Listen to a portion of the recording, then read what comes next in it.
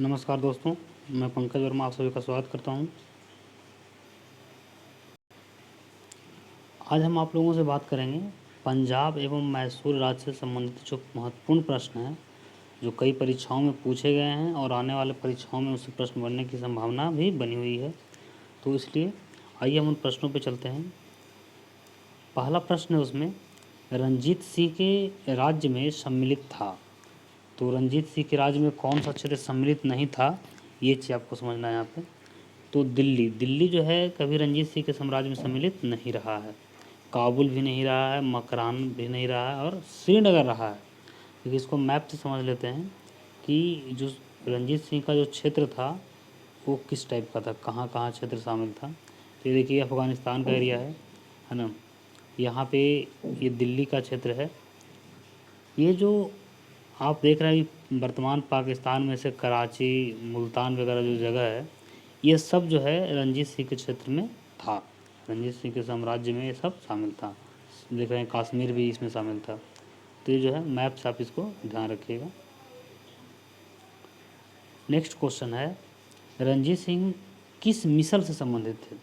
देखिए जैसा कि आपको पता है कि गुरु गोविंद सिंह जो सिख संप्रदाय के 10वें और अंतिम गुरु थे, उनकी मृत्यु के बाद सिख संप्रदाय को आगे बढ़ाने का काम बंदा बहादुर ने किया, लेकिन उनकी जल्द ही हत्या हो गई। तो उसके बाद जो सिख संप्रदाय था वो 12 मिसलों में बट गया। ध्यान रखिएगा, वो 12 मिसलों में बट गया। उन्हीं मिसल में से एक सुकर चकिया मिसल था। एक सुकर चकिया मिसल था जिसके राजा थे महासिंह। जिसके राजा कौन थे? महासिंह। और उन्हीं के पुत्र हुए रंजीत सिंह, जो आगे चल करके सारे मिसलों को एकत्रित कर करके, यानी कहने का मतलब पंजाब को मजबूत किया, है ना। और इन्होंने एक बेहतर प्रशासन दिया, बेहतर शासन चलाया। तो रंजीत सिंह का जन्म जो है 13 नवंबर 1780 को हुआ था और इनकी मृत्यु जो है 1839 में हुई थी। ये चीज़ भी आप ध्यान रखिएगा। नेक्स्ट क्वेश्चन है, महाराजा रंजीत सिंह के राज्य की राजधानी थी, यानी उसका राजधानी जो है कहाँ थी। तो उनकी राजधानी लाहौर था, है ना। ये चीज़ ध्यान रखना है। इसमें समझना ये है कि लाहौर उनके पास कैसे आया, इस चीज़ को थोड़ा समझ लेते हैं। तो 1798 ईस्वी में अफ़गानिस्तान के शासक जमान शाह पंजाब पर आक्रमण किया। वापस जाते समय उसकी तोपें चिनाब नदी में गिर गई। रंजीत सिंह ने उसे निकलवा कर वापस भिजवा दिया। उस सेवा के बदले जमान शाह ने उसे लाहौर पर अधिकार करने की अनुमति दे दी और 1799 में रंजीत सिंह ने तत्काल लाहौर पर अधिकार कर लिया तथा उसे अपनी राजधानी बनाया। तो ये चीज़ आपको काफ़ी माइंड में रखना है कि लाहौर उनको कैसे मिला। एक चीज़ और ध्यान रखना है यहाँ पे कि जो पंजाब का मोस्टली हिस्सा था, है ना, उसमें कश्मीर ये सब का हिस्सा भी, वो सब अफ़गानिस्तान के जो अफ़गान शासक थे अहमद शाह अब्दाली, उसके वंशज हुए, उनके अधिकार क्षेत्र में था और उनसे बहुत सा हिस्सा जो है फिर रंजीत सिंह जो है प्राप्त किए थे। तो ये चीज़ भी समझिए इसको।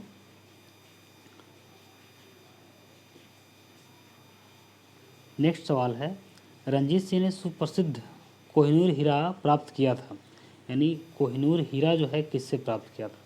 तो रंजीत सिंह जो है शाह शुजा से प्राप्त किया था। अब शाह शुजा कौन था इसको समझ लेते हैं, है ना। पंजाब में अहमद शाह अब्दाली के साम्राज्य का भाग था। पंजाब जो है, जैसा कि मैं आपको बताया अभी, पंजाब अहमद शाह अब्दाली के साम्राज्य का भाग था। परंतु 1773 ईस्वी में क्या हुआ कि अहमद शाह अब्दाली का मृत्यु हो गया। इसके पश्चात जो है मुल्तान, कश्मीर इत्यादि कुछ छोटे भागों को छोड़कर शेष पर सिख मिसलों का अधिकार हो गया। इधर अफगानों के आंतरिक झगड़े के कारण रंजीत सिंह को अपनी स्थिति दृढ़ करने का, मजबूत करने का अवसर मिला और 1800 ईस्वी में अहमद शाह अब्दाली का जो पौत्र शाह शुजा काबुल की गद्दी पर बैठा। परंतु उसके भाई शाह महमूद ने शक्तिशाली बरकजई सरदारों फतह खां और दोस्त मोहम्मद की सहायता से 1809 ईस्वी में विस्थापित कर दिया। किसको विस्थापित कर दिया? शाह शुजा को, उसके भाई ने, तथा स्वयं कश्मीर और पेशावर पर अधिकार कर लिया। इसी अवसर पर शाह शुजा ने काबुल का राज्य प्राप्त करने के लिए रंजीत सिंह से सहायता मांगी और उसे कोहिनूर हीरा दे दिया। तो थोड़ा कोहिनूर का एक कहानी है, उसे समझिए कि ऐसे कहा जाता है कि कोहिनूर हीरा का जो खनन हुआ था, मिला था, वो गोलकुंडा से मिला था।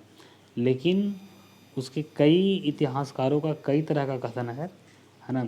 लेकिन इतना मालूम आपको होना चाहिए कि सबसे पहले जो है कोहिनूर हीरा शाहजहाँ के पास आया था और उसी प्रकार से मुग़ल का शोभा बढ़ा रहा था कोहिनूर।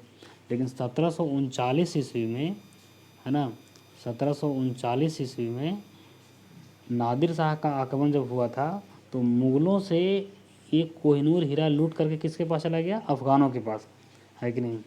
और नादिर शाह का ही बेटा था अहमद शाह अब्दाली, और उसी का वंशज के पास जो है ये कोहिनूर हीरा था। आगे हम देखेंगे कि ये कोहिनूर हीरा जो है फिर रंजीत सिंह के बेटा जो दिलीप सिंह हुआ, है कि नहीं, बेटा नहीं कह सकते, उसके वंशज ना, बेटा तो इसका खड़क सिंह था, तो उनसे फिर जो है अंग्रेज़ों ने ले लिया। और अभी वर्तमान स्थिति है कि ये जो कोहिनूर हीरा है वो भी किसके पास है? अंग्रेज़ों के पास है। तो ये चीज़ आपको समझना है कि अफ़गानों से फिर से दोबारा जो है, अफ़गानों के माध्यम से फिर से दोबारा भारत में कोहिनूर हीरा आया था।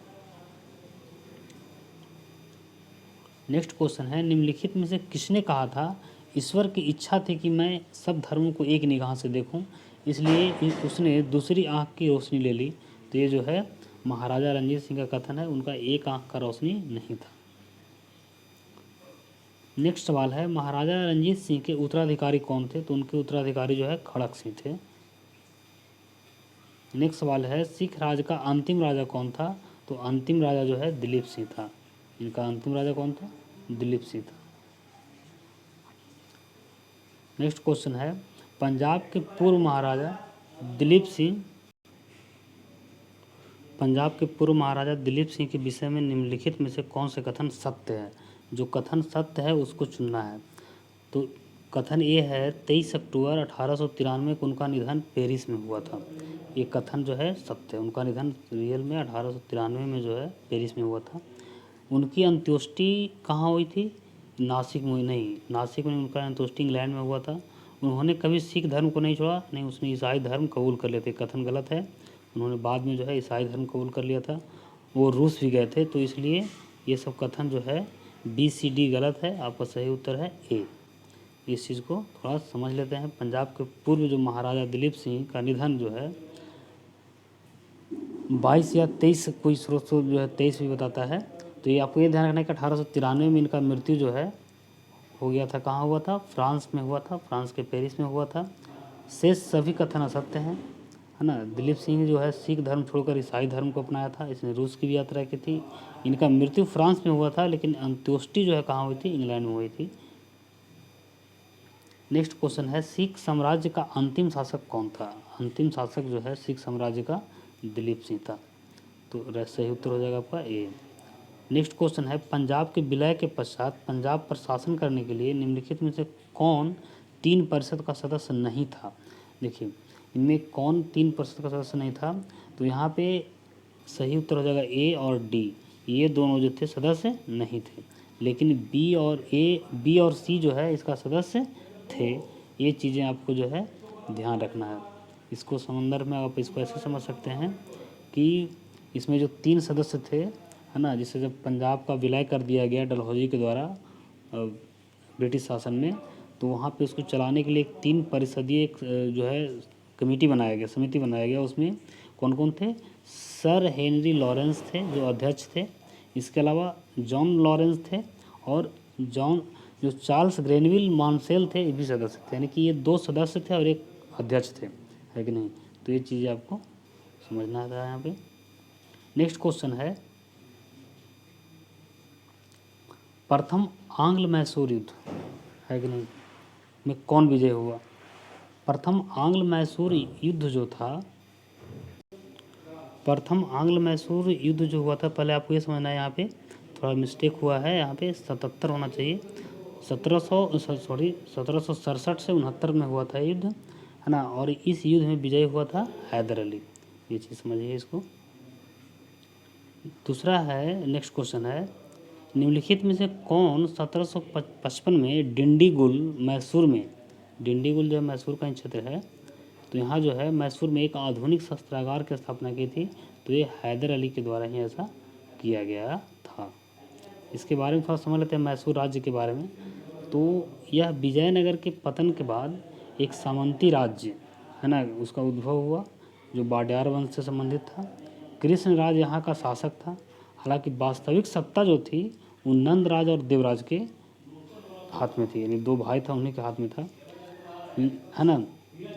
लेकिन हैदर अली यहाँ का सेनापति था और 1761 में उसने मैसूर पर नियंत्रण कर लिया, है ना। एक नवीन राज्य मैसूर की स्थापना की। तो ये चीज़ें जो है आपको ध्यान रखना है।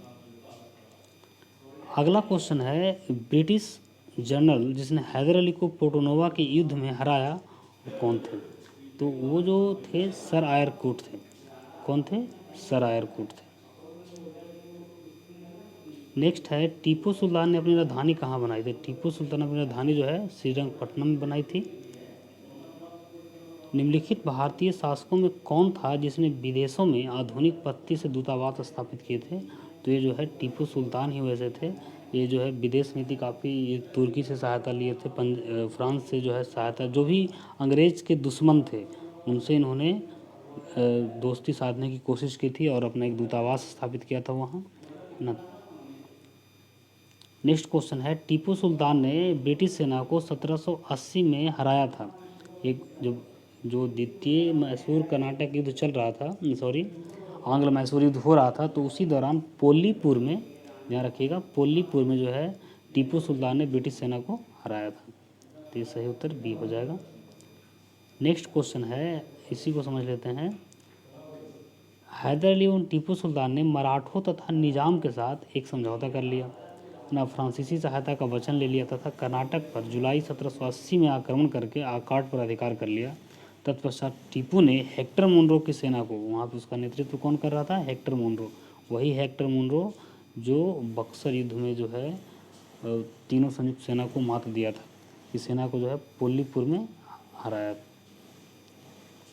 नेक्स्ट सवाल है, अंग्रेजों ने श्रीरंगपट्टनम की संधि किसके साथ की थी? तो अंग्रेजों ने श्रीरंगपट्टनम की संधि जो है किसके साथ की थी? टीपू सुल्तान के साथ की थी। जो है तीसरा आंग्ल मैसूर युद्ध जो हो रहा था तो उसके दौरान ऐसा किया गया था। नेक्स्ट सवाल है, टीपू सुल्तान अंग्रेजों के साथ युद्ध में कब मारे गए? तो ये जो है चौथा आंग्ल मैसूर युद्ध हो रहा था, 1799 में मारे गए थे। नेक्स्ट क्वेश्चन है, निम्नलिखित में कौन एक सुमेलित है? देखिए, पहला ये है प्रथम आंग्ल मैसूर युद्ध। इसमें क्या हुआ? हैदर अली पराजित हुआ? नहीं, गलत है। इसमें हैदर अली की जो है विजय हुई थी, तो इसलिए जो है ये सही गलत है। दूसरा है द्वितीय आंग्ल मैसूर युद्ध, हैदर अली ने अंग्रेज़ों को पराजित किया। नहीं, ऐसा भी नहीं हुआ। इसमें भले पोर्टोनोवा के युद्ध के दौरान जो है हैदर अली की मृत्यु हो गई, लेकिन यह युद्ध बराबरी का रहा था, इसलिए ये भी कथन गलत है। तीसरा है तृतीय आंग्ल मैसूर युद्ध। इसमें क्या हुआ कि इसमें क्या बता रहा है कि टीपू सुल्तान युद्ध जीता और अपना भूभाग अंग्रेज़ों को नहीं दिया। नहीं, इसमें जो है युद्ध जो है अंग्रेज़ों ने जीता और बहुत बड़ा हिस्सा टीपू सुल्तान का अंग्रेज़ों को देना पड़ा था। लेकिन काफ़ी शर्मनाक संधि कह सकते हैं उसको। ये श्रीरंगपट्टनम की संधि यही इसी में हुआ था, तो ये भी कथन गलत है। चौथा है चतुर्थ आंग्ल मैसूर युद्ध। टीपू पराजित किया गया और युद्ध के मध्य दिवंगत हो गया। ये सही उत्तर है आपका डी। इसी दौरान जो है टीपू सुल्तान मारा गया था। सही उत्तर हो जाएगा डी। नेक्स्ट है, इसी में समझ लेते हैं इसको पूरा युद्ध को एक बार। अगर हम जो आंग्ल मैसूर युद्ध हुए थे उसको एक नज़र देख लिया जाए, तो प्रथम आंग्ल मैसूर युद्ध जो है कब हुआ था? तो ये 1767 से 69 के बीच में हुआ था और ये मद्रास की संधि द्वारा जो है समाप्त हुआ था। दूसरा जो आंग्ल मैसूर युद्ध हुआ 80 से 84 के बीच हुआ। इस दौरान जो है अंग्रेज गवर्नर की बात करें तो वारेन हेस्टिंग्स था, है ना, और ये मंगलौर की संधि द्वारा ये जो है समाप्त हुआ। तीसरा आंग्ल मैसूर युद्ध जो था 1790 से 92 तक चला। ये युद्ध हार गया था। कहने का मतलब जो टीपू सुल्तान थे युद्ध हार गए थे और इसका जो नेतृत्व उसमें अंग्रेज गवर्नर जो था कॉर्नवालिस था, है ना, और इस श्रीरंगपट्टनम की संधि द्वारा जो है युद्ध समाप्त हुआ था। ये चीज़ आपको ध्यान रखना है। इसके अलावा अगर चौथा अगर हम युद्ध की बात करें 1799 में जो हुआ था, तो इस समय लॉर्ड वेलेजली जो था अंग्रेज जनरल था, गवर्नर जनरल, और इस युद्ध में जो है टीपू सुल्तान की मृत्यु हो जाती है ना, और उसके सदस्यों को वेल्लोर में कैद कर लिया गया था। ये चीज़। अब नेक्स्ट क्वेश्चन है, कूट को मिलाना है, कौन सा कूट जो है सही है? देखिए, इलाहाबाद की संधि कब हुई थी? तो 1765 में हुई थी, है ना। मद्रास की संधि, सलवाई की संधि, मंगलौर की संधि। तो यहाँ पे सलवाई की संधि देखिए मराठों से हुआ था, 1782 में हुआ था, ये चीज़ मिल गई। इसके बाद मंगलौर की जो संधि हुई वो दूसरा आंग्ल मैसूर युद्ध जो हुआ था 1784 में, यानी सी के लिए दूसरा होना चाहिए, है ना, सी के लिए दूसरा होना चाहिए। अब इसके बाद मद्रास की जो संधि हुई थी वो पहला, यानी कि ये तीसरा होना चाहिए। यानी अब इसको मिलाना है तो ए के लिए चौथा, ए के लिए चौथा देखिए ए में भी है और सी में भी है ना। अब इसके बाद जो है हम आगे चलते हैं, ए के लिए चौथा इलाहाबाद की संधि 1765 में, तो ए के लिए चौथा 2 में है। चलिए आगे बढ़ते हैं। बी के लिए जो है मंगलौर की संधि, मंगलौर की संधि हुई थी 1784 में, तो बी के लिए हो जाएगा दूसरा, तो बी के लिए दूसरा भी 2 में है, ये भी अभी नहीं ऑप्शन मिला है। फिर है सी के लिए सलवाई की संधि 1782 में हुआ था, यानी सी के लिए पहला, तो सी के लिए पहला इसमें है, तो यानी सही उत्तर आपका हो जाएगा सी, यहाँ पे सही उत्तर हो जाएगा सी। नेक्स्ट है, निम्नलिखित में से कौन सा एक जो कथन है वो सही है। आली मर्दान खान ने बंगाल में रहस्य कृषि पद्धति प्रारंभ की, नहीं ये गलत है, ये सही नहीं है ना। तो सही नहीं है, सही नहीं तो चुनना था। ये जो अली मर्दान खान है इसके जगह पे मुर्शिद कुली खान है। बंगाल में जो रहस्य कृषि पद्धति प्रारंभ की थी वो मुर्शिद कुली खान ने की थी, तो इसका सही उत्तर हो जाएगा ये। अब हम इसमें आगे जो सही कथन उस पर भी बात कर लेते हैं। महाराजा रंजीत सिंह ने लाहौर में तोपों का निर्माण के लिए आधुनिक ढलाई खाने स्थापित किए थे, ये सही है। आमेर में सवाई जय सिंह ने यूक्लिड के रेखा गणित के तत्वों का संस्कृत में अनुवाद किया था, ये भी सही है। और मैसूर में जो है टीपू सुल्तान ने श्रृंगेरी मंदिर में देवी शारदा की मूर्ति के निर्माण के लिए धन दिया था, ये भी सही है। इसका सही उत्तर हो जाएगा ये, जो गलत चुनना था। अब नेक्स्ट क्वेश्चन है, पानीपत के तृतीय युद्ध में अहमद शाह अब्दाली ने अब्राहिम लोदी को पराजित किया, गलत है। पानीपत के तृतीय युद्ध में अहमद शाह अब्दाली जो है मराठों को पराजित किया था, तो ये गलत उत्तर, गलत है कथन। तृतीय आंग्ल मैसूर युद्ध में टीपू सुल्तान की मृत्यु हो गई, नहीं ये भी गलत है, चौथे में मृत्यु हुई है उनकी। तीसरा है, प्लासी के युद्ध में सिराजुद्दौला की पराजय के लिए मीर जाफर ने अंग्रेजों से मिलकर षड्यंत्र रचा था, ये सही। तो एक सही जो चुनना है इसमें, तो इसके लिए सही उत्तर हो जाएगा बी, 23 का हो गया बी। आज के लिए इतना ही, धन्यवाद।